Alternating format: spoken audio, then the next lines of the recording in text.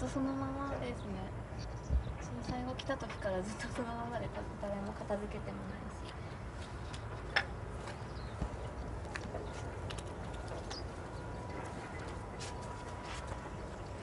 ここが玄関。ここ玄関でですね。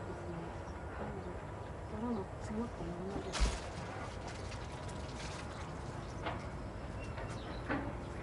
すごい見通しはいいですよ。向こうの部屋もさっき行ったところ。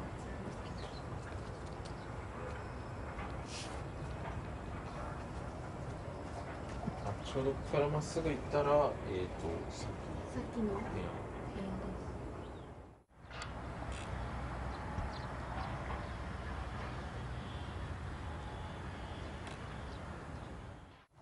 ここが私のクラスだったん何ですけど。年生だったんですか？ここは2歳と3歳のこのクラスでしたね。じゃあ年少さん。年少とそれ以下っていうか、うんですね。一番ここの部屋が、その円のものが溜まっちゃってるんですか？そうなんです。なんか玄関向こうなんですけど、玄関の方から水が入ってきたみたいなんですね。でそこからここの部屋に全部流れ着いてますね。実際どこまで水来たかわかんないですけど、多分屋根も越えていったんだと思います。あれ越えてたんですけど、屋根の上に屋根が乗って、そうなんです。家の屋根が。保育所の屋根の上に普通のお家の屋根が乗ってたので、で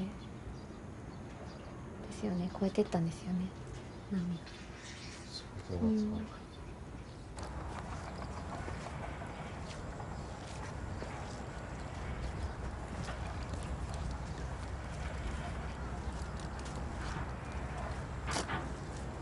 ここですよ、屋根乗ってたところ。よし。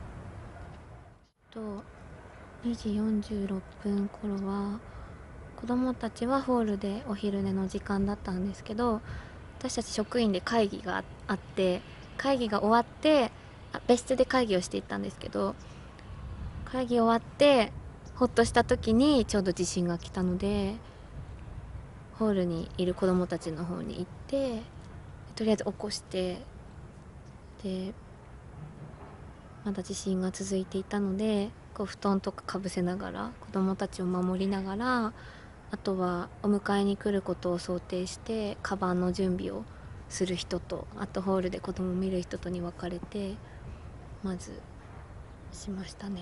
私はカバンの準備をガーッとして、で着替えさせる暇もなく、お迎えに来た子からパジャマの上にジャンバー着せて返しました。じゃあその準備された後から、うん、その津波来るっていう情報とか分かったんですか？はもう無線とかも全然聞こえなかったし、テレビとかも見れない状況だったんですけど、福祉課の人が保育所に来てくれて、で津波が来るから逃げろっていう指示があったようで、それで分かりましたね。でも全然実感もなくって、でもとりあえず言われるがまま子供たちを車に乗せて小学校に向かいました。その小学校に行ったのは、どのくらいの先生と子供の人数っていうか、どれくらいの状況？職員はその日来てたの、休みの職員もいたので10人11人かな、職員とあと子供が12人ですね。じゃあその10人以外のお子さんっていうのはどうされたんですか？保護者の方が保育所まで迎えに来たので随時引き渡していきましたね。で12人の中で途中で保護者の方に会った場合は引き渡してっていう感じでしたね。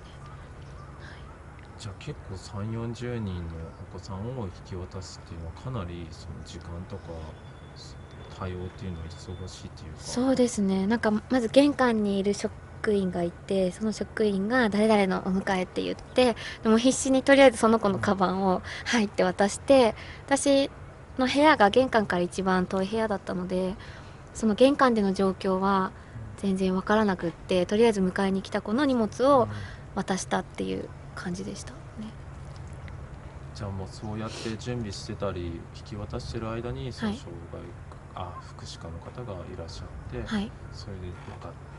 そうですね。なんかまだいるのかみたいな、早く逃げろって言われて、もう車に子供乗せていいからって。普通だったら自分の車に子供乗せることなんてありえないんですけど、なのでとりあえず子供連れて外にガーって逃げましたね。その時の街とかの、この外の様子っていうのはなんかみんなは外の他の人たちとかどういうなんかあまり人がいっぱいいたとかっていう記憶もないですね。なんか必死だったのであまり周り見えてなかったんですけど、人がこの辺にいたっていう記憶はないです。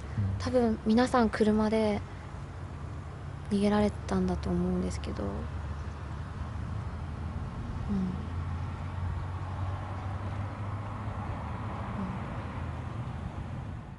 駐車場で小学校があっちの方にあるんですけど、道路をちょっと行って、あと橋があるんですけど、橋渡って向こうの方の大曲小学校まで。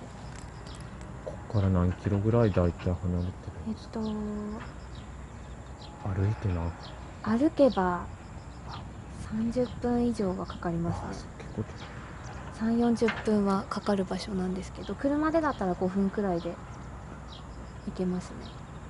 実際はどうだったんですか？で、実際はすごく避難する車で混んでいて、30分経ってもつかなかったですね。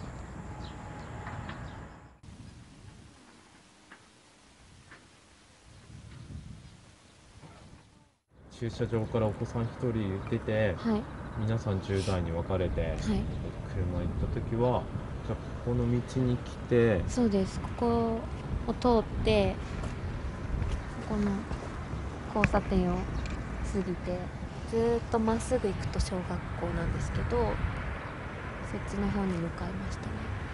ここの交差点に着いた時は、ここの交差点はどのような状況だったんですか？こっちから来る車と、あと左からも右からも車が来て、すごい渋滞していて、なかなか前に進めなかったですね。ただでさえこのまっすぐの道も混んでたので、そこから右左から入ってくる車もいっぱいでした。その時は停電してて信号も動いてない状況です。そうですね、信号も動いてなかったですね。緑と白の建物。そうです。あそこにも避難してた人がいるみたいですね。あそこだと多分1階にいたらちょっと流される。そこにいた人は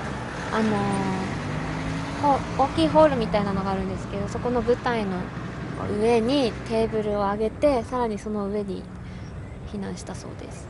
それで一応助かった人は助かった。妊婦さんとか子供とかをその上に上げて、後の人は浸かりながらいたっていうのは後から聞きました。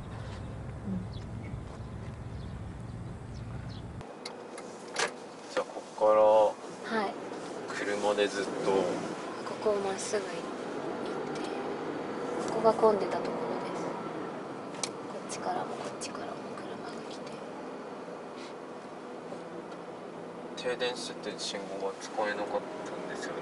そうなんです。信号はついてなかったので、もう無秩序に車がもう殺到していた感じですね。ここずっとまっすぐ行ってたんですけど、すごいノロノロでした、進むのが。これより遅い。これより遅いです。じゃあこれぐらいですか。もっとかな、進んで止まって進んで止まってみたいなああ、もう本当渋滞っていう状態。そうなんです。で一生懸命ラジオを聞いてたんですけど、ラジオでずっと同じことばっかり、なんか地震があって津波がどうのこうのっていう情報があんまりなかったっていうか、私も必死だったので、はい、ラジオかけていながらもあまり聞聞こえなかったし、窓を開けても防災無線も聞こえなかったですね。一応ここら辺は防災無線があるんです。いつも聞こえる、市内には聞こえるようになってるはずなんですけど、はい、聞こえなかったですね。でここからもコミュニティセンターからも車がどんどん出てきて、多分津波が来るっていう情報があって、ここからもどんどん車が来ていたので、何台か前に入れたりとかしながらちょっと行ったところですね。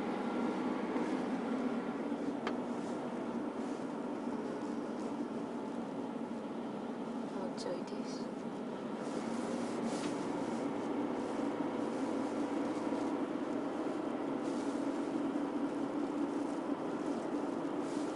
ここかな、ここですね。ここら辺です。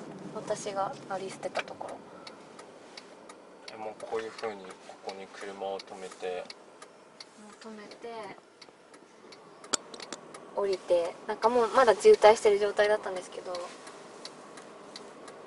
津波が来ますって後ろから人が走ってきたので、慌てて降りましたね。